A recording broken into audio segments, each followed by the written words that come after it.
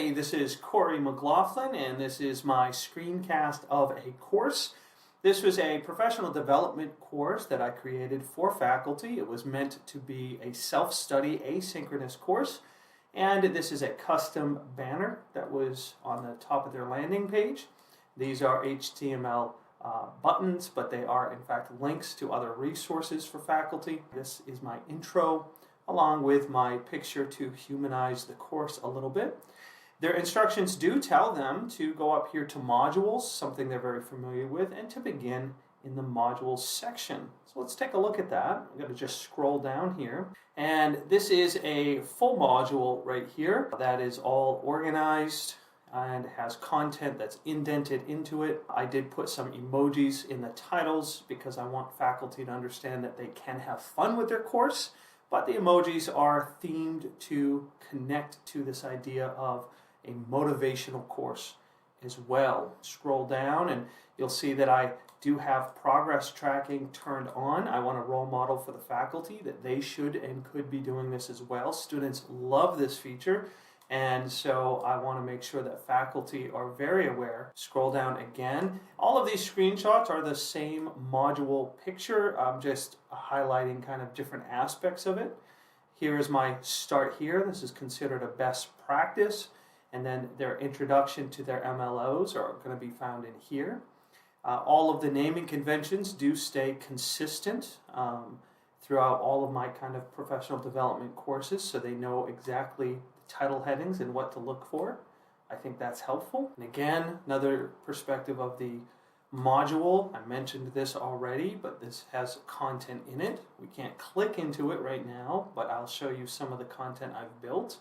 And then this has different things from different white papers that I've written so that they are descriptive in nature and faculty know what they are clicking into. Again, expectations are clear for each instructional item to view or to contribute. All of these things are clear, and that's in accordance with transparency in learning and teaching. Again, down here, to post tells them exactly what to do, to contribute, and because this is a professional development course, I can't have kind of real robust assignments or exams or anything like that, but I can encourage colleague-to-colleague interaction right here. We'll gather data from that, and I will use that data for creating better modules in the future. Again, keep going, and we see there's a give feedback on this module that faculty have a choice, and it's all anonymous that they can do. And I always find that faculty love having a supplemental section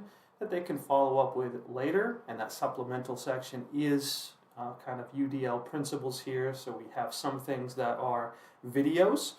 Down here is a video that's 8 minutes. Some things are a PDF, 23 pages. Some things are just blogs that they can read, and they're identified a blog post as such so that they know exactly what they're reading and they can kind of assess their time frame accordingly. This is how I develop a professional development course, lay it out, structure it, and organize it for faculty. Let me take you up here to an infographic. This is an original design that I did and used Adobe Photoshop and then some InDesign to create this as well. And this is just kind of a one-page summary of a 30-page research paper. And the faculty in particular really liked having this because it summarized everything for them very quickly, very easily, and took a little while to build, as you can imagine. This is a choice board. This choice board comes from a different course on student engagement. And in that course, I did create this using Adobe InDesign, and this took a little while. Each of these are linked to different pages that the faculty can explore. This was actually an in-person workshop, and then they were to go into this by groups.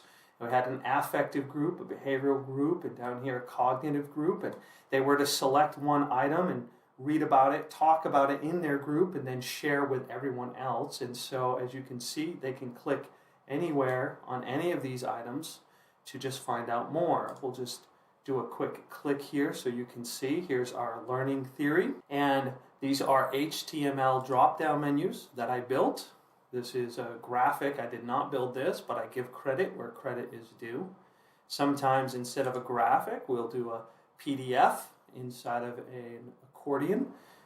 Here, drop-down menu, and that looks pretty good. But that gives you an idea, at least, that all of these are clickable and all of these have content within them. This is from my portfolio, and this was part of new faculty onboarding, and that was a different course that we called the Quick Start Guide.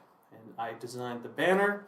These are all HTML links as well. And there was a welcome video that I did for just 2 minutes to welcome faculty. In this particular one, it seemed best with the content to have a tab kind of organization. So I built a tab organization with HTML. This was tab 2, what you would see if you clicked on it, organized kind of primary colors, things that are easy to follow. This was tab 3, and here I created some digital badges for faculty. And these digital badges were then earned through the module series. Here's the 3 different badges that I created. And lastly, faculty requested a responsive banner, and that took a little while to figure out.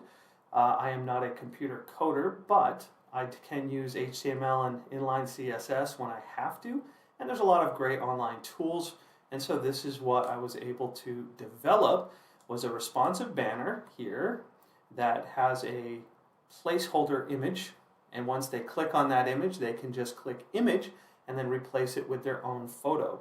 And all of this can be edited simply from within the edit kind of view.